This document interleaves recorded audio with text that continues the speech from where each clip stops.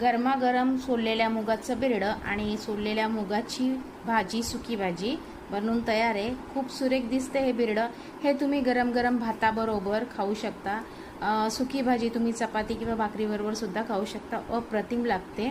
तुम्ही घरी एकदा नक्की ट्राय करा आणि कशी झाली मला कमेंट बॉक्समध्ये नक्की सांगा। सोललेल्या मुगाची भाजी आणि सोललेल्या मुगाचं बिरडं बनवून तयार आहे। दोन्ही अप्रतिम झालं आहे। कांदा लसूण विरहित हे दोन्ही भाज्या आहेत। तुम्ही श्रावणामध्ये करू शकता।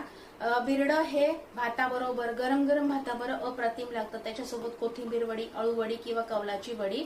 कवलाच्या वडीचा व्हिडिओ मी खूप आधी केला होता, लिंक मी खाली देते, जाऊन नक्की चेक करा।